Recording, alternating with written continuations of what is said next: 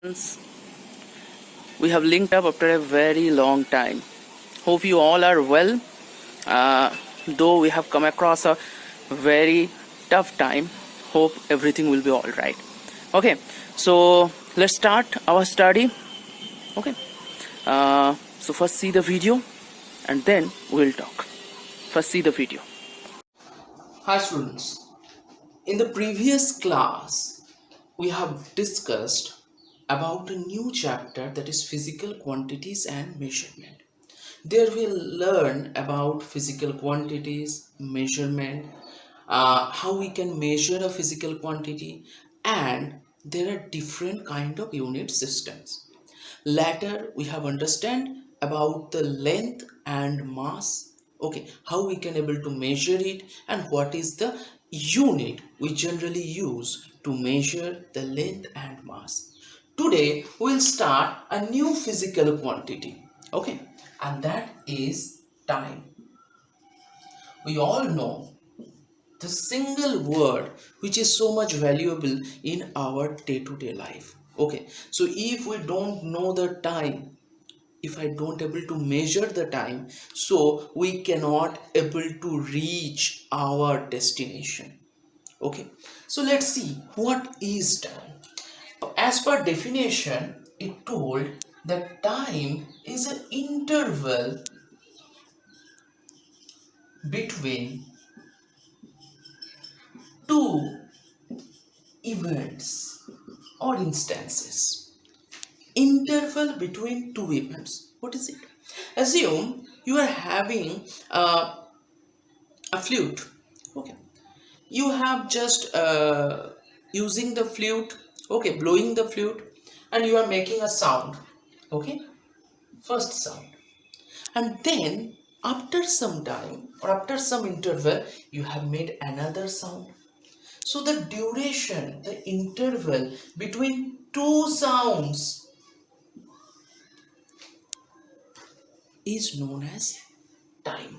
Okay, so time is basically interval between two events. But you see, in general, earlier time, when people doesn't have any clock, watch, nothing, so how do they measure the time? How do they understand the time?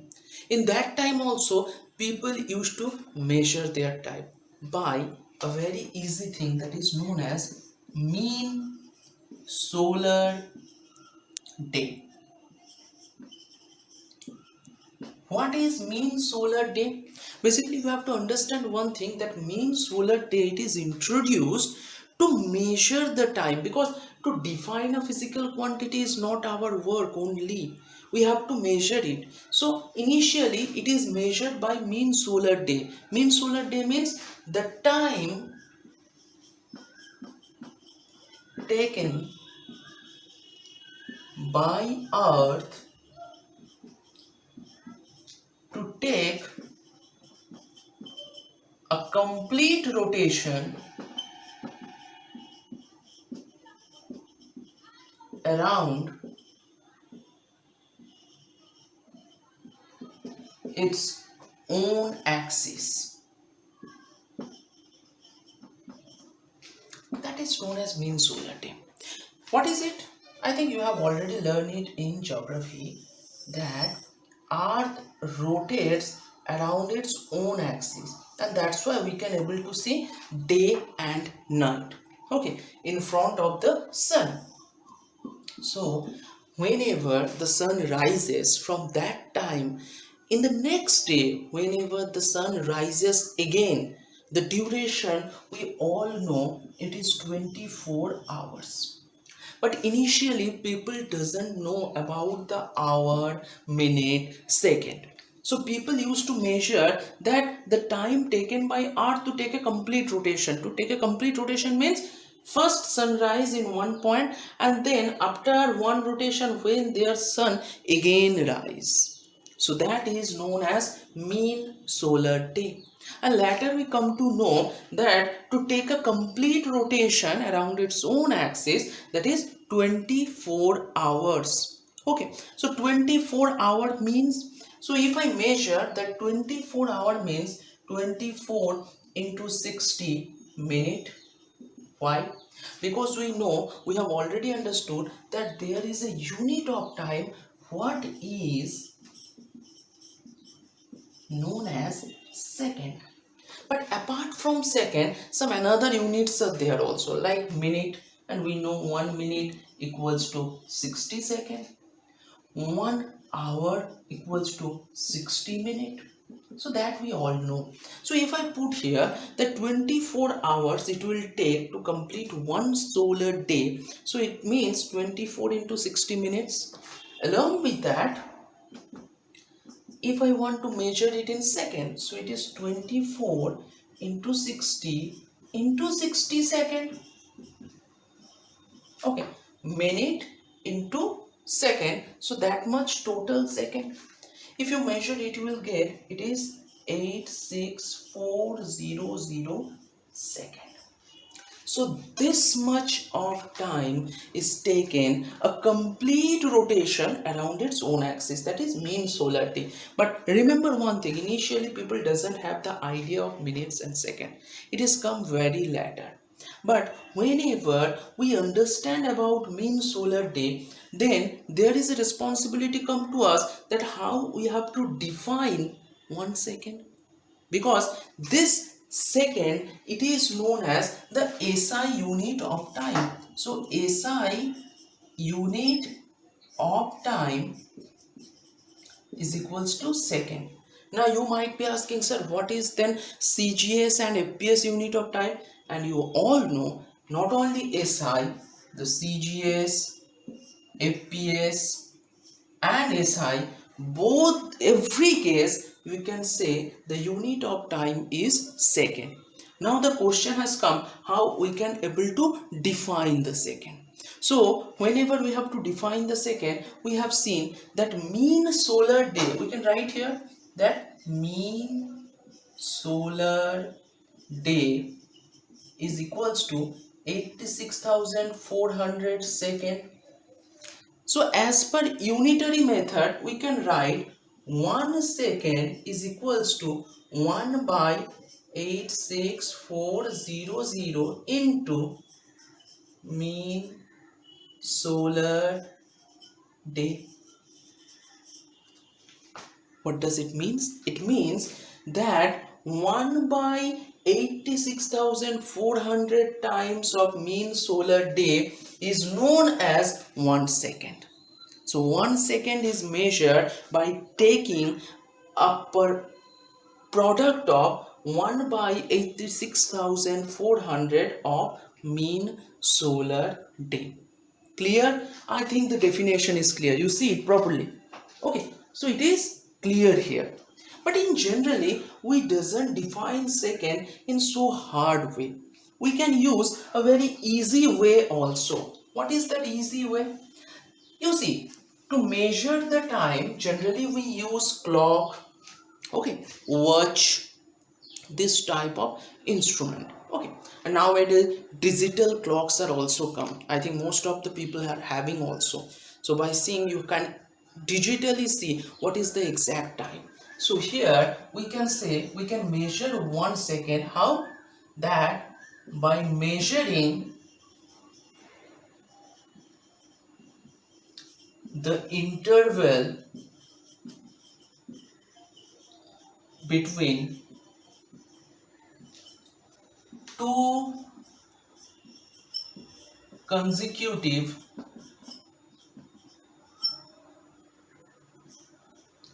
ticks in a clock, we measure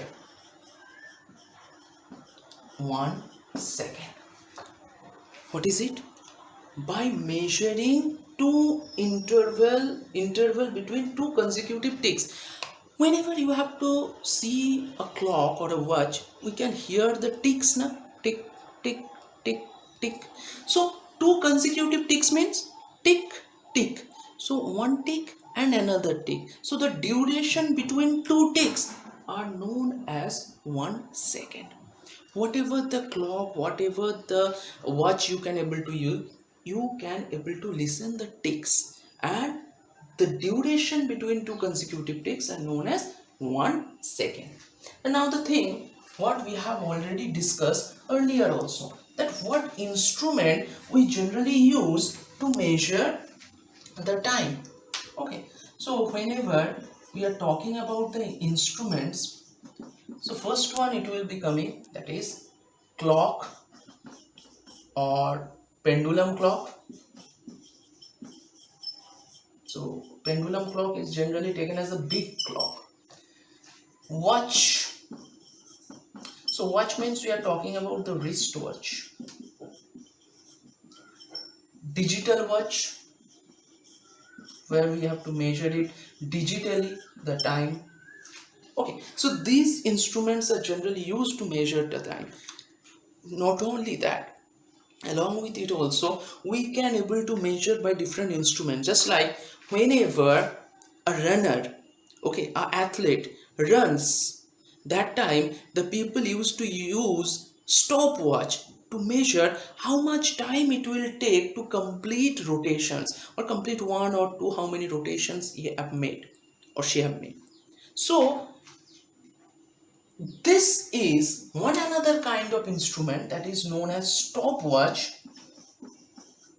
by which we can able to measure the duration between two incidents or two events.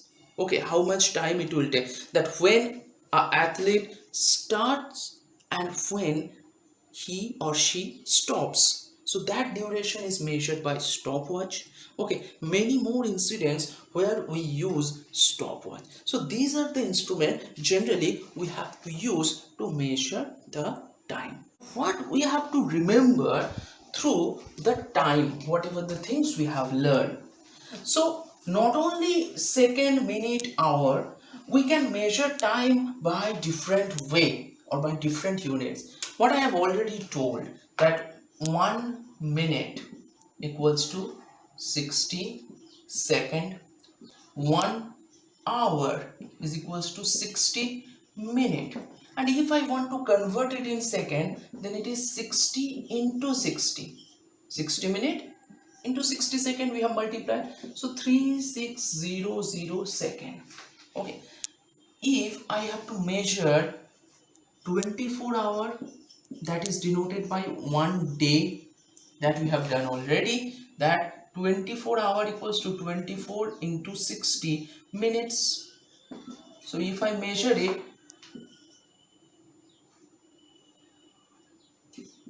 so 1440 minutes. And if I want to convert it in second, so it is 1440 into 60, so 86400 second, right? Not only that, we can use month. So 1 month is equals to, generally we have taken 30 days. So 30 days means 30 into 24 hour, so it is 720 hours. And if I want to convert it in minute, so it is 720 into 60, that means this much minutes. Okay, and if I want to convert it in second, so it is 43200 into 60 multiplied, so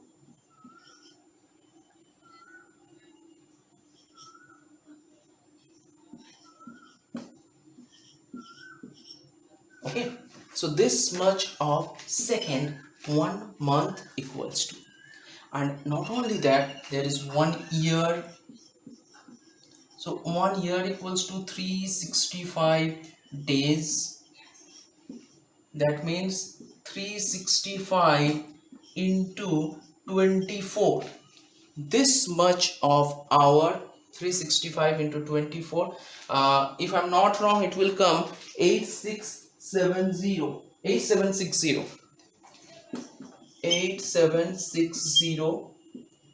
hour.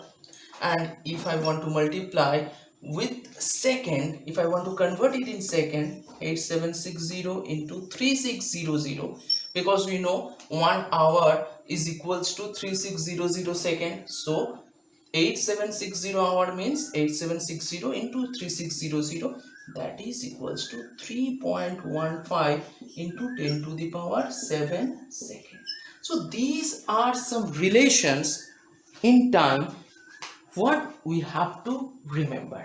Okay, we have to remember this relation. Next physical quantity is temperature. Okay, uh, what is it? What is the need of it? I'm giving you an example. See, if I'm talking about now the weather, we all know that it's very hot. How we can able to understand? We can feel it. How much hot? So to understand how much hot it is, generally we used to see the weather report in television, and we have seen it is told the maximum temperature of today it is 40 degree, 42 degree, or maybe 45 degree centigrade.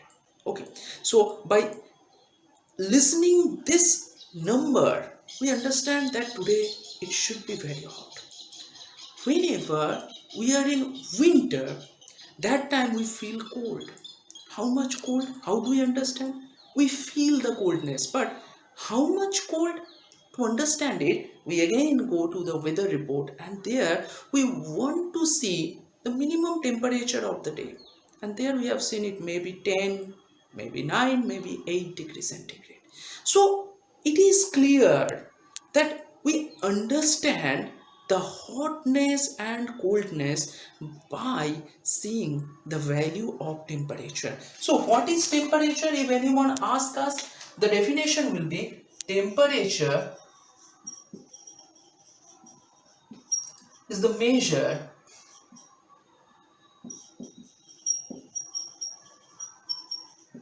of degree of hotness and coldness of a body.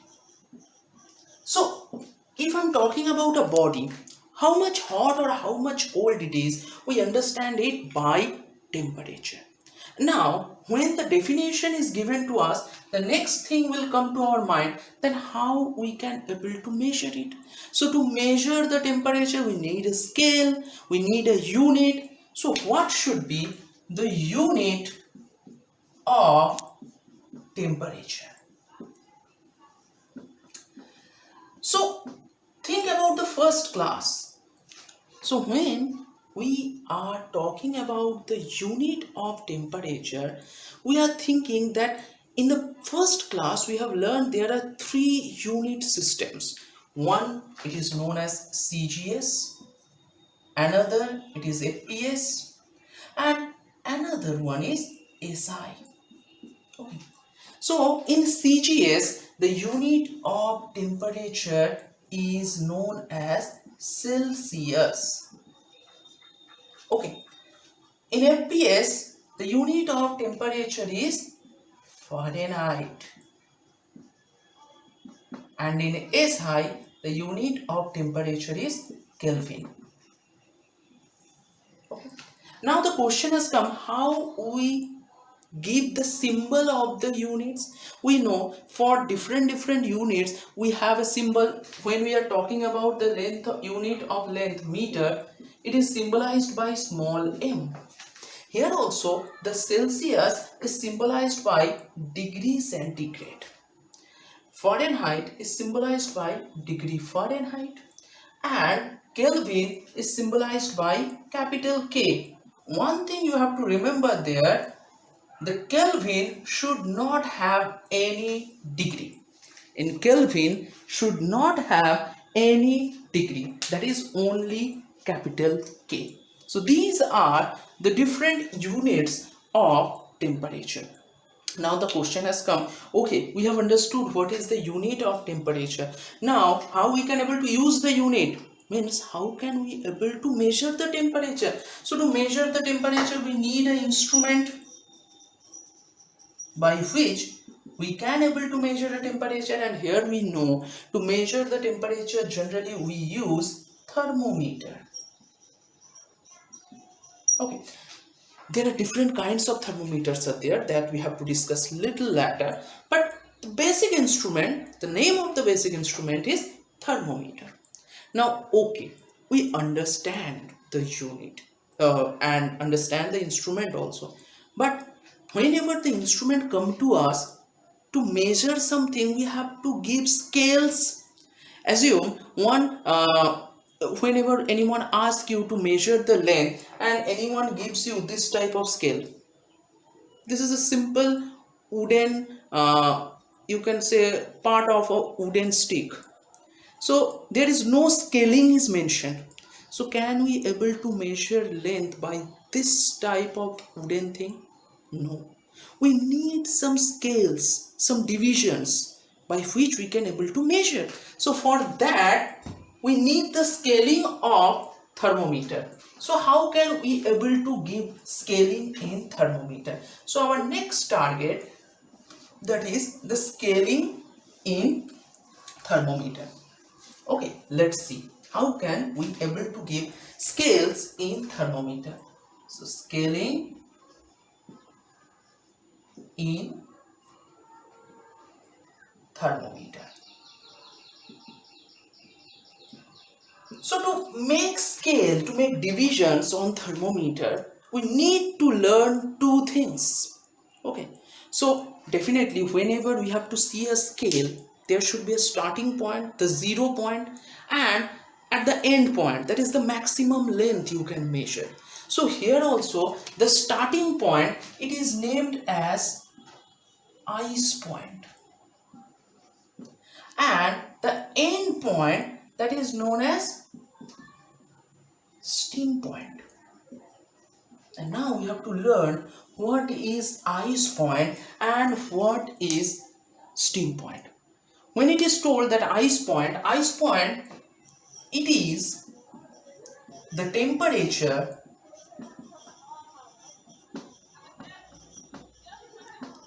when water freezes into ice. Okay, so what is ice point? Ice point is the temperature when the water freezes into ice or converts into ice. Okay, what is steam point? The steam point, it is also a temperature when water converts into vapor. So two things you see. Ice point, when the water converts into ice. When means in which temperature water converts into ice, and in which temperature water converts into vapor, that is known as steam point. Okay. It is clear that we have three different scales. So in three different scales, there should be three different steam point and ice point. So let's see what are the steam points and ice points of three different scales. That is very much important for us. Let's see it. The three systems of three temperature we all know. One, it is degree centigrade, another one it is degree Fahrenheit, and another one it is Kelvin. Okay, and definitely it should be capital K. Kelvin should be capital K. Now we have to come first the steam point. What is the steam point in degree centigrade? Means if you give heat to water, at which temperature the water starts converting into vapor, that is known as steam point. Next we have to discuss about the ice point, and next the last one we have to find the difference. What is the difference? The difference between steam and ice point. So what is the difference between steam point and ice point? That we have to find out. So let's start with the degree centigrade first. So in degree centigrade, the steam point is 100 degrees centigrade. That is the steam point. What is the ice point? 0 degrees centigrade. Means at 100 degrees centigrade water converts into vapor, and at 0 degrees centigrade water converts into ice. Now what is the difference between them? 100 minus 0. That is the difference. So the result will come 100. What it represent? What does it represent? That division, that difference. That difference represent that there should be this much number of divisions in Celsius or centigrade scale. So the difference we are finding out that by that number we can understand that there should be this much number of divisions. Assume whenever we are talking about a scale, so in scale there are this kind of divisions are there. So by this we understand whenever we have to use degree centigrade as a scale which measures the temperature, there will be 100 such kind of divisions from 0 degree centigrade to 100 degree centigrade. Right? Okay. Coming to Fahrenheit, the steam point of Fahrenheit is 212 degree Fahrenheit. And ice point is 32 degree Fahrenheit. So it is different unit, and that's why the values are different. Let's find the difference between them. So 212 minus 32, the difference should be 180 divisions. 180 division. That means in centigrade, if I have to measure, if I have to make a scale in degree centigrade, there should be 100 divisions. But if I make same thing by Fahrenheit scale, that should be from 32 degree Fahrenheit to 212 degree Fahrenheit, and there the number of divisions should be 180 division, where for Celsius there will be 100 divisions. So that is the difference. In degree centigrade there will be 100 divisions, and degree Fahrenheit there will be 180 divisions in a scale. Coming about Kelvin, 273K. I'm sorry, 373K in steam point. The steam point of in Kelvin it is 373K, and ice point is 273K. What is the difference between them? 373 minus 273, so it is 100 divisions. So it is also clear that in Kelvin scale it is starting from 273K and ended at 373K, and their division should be 100 divisions. So the divisions it represent whenever you have to make the scale, how many divisions you have to give in that scale. So that is the story of the division. Not only that, with the help of these divisions we can able to find the relation between the scales. Okay, so let's see it. Now we have to find the relation between the scales. There are 3 different scales, so there should be different relation between them.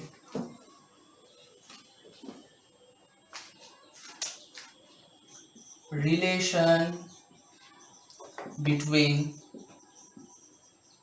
the scales. Okay. Now you see 100 divisions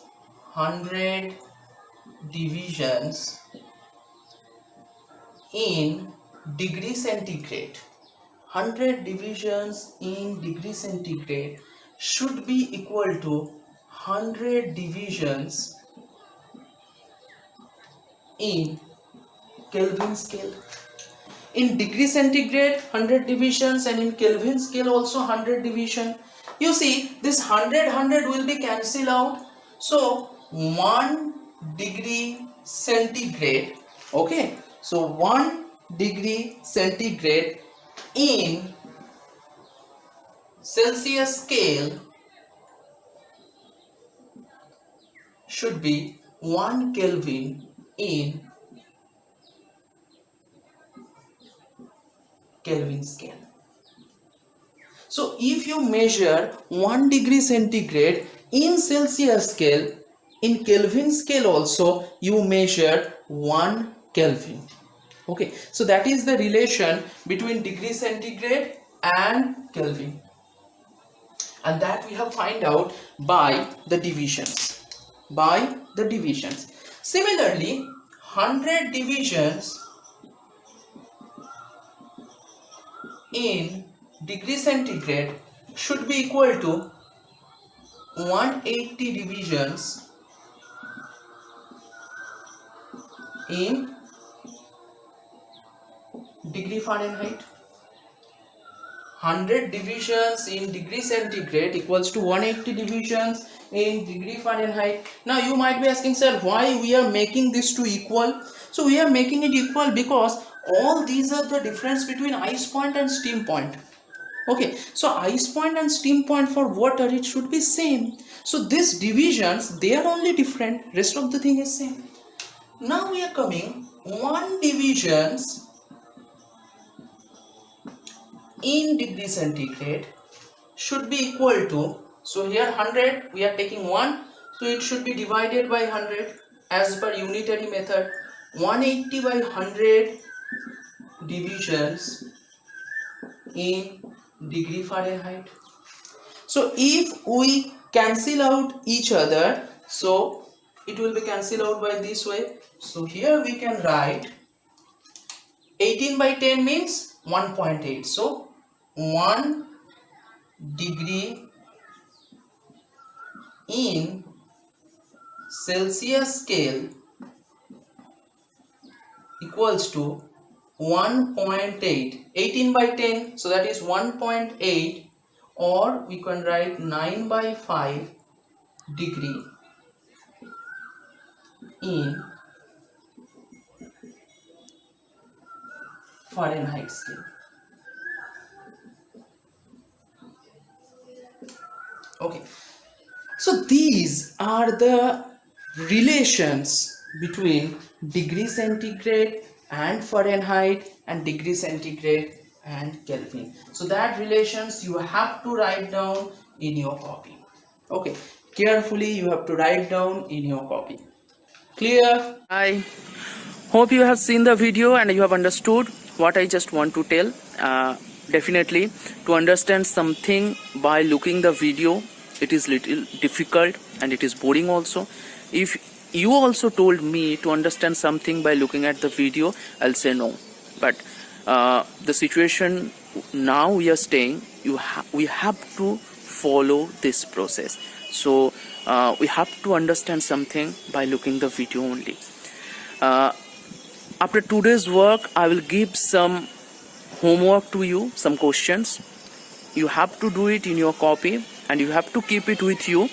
When the school gets open, you have to give it to me. I will check it, and based on that you will get your internal marks. Till then, stay at your home, stay safe, always wear mask whenever you have to go outside, wash your hands frequently, and this situation we will overcome together. Thank you.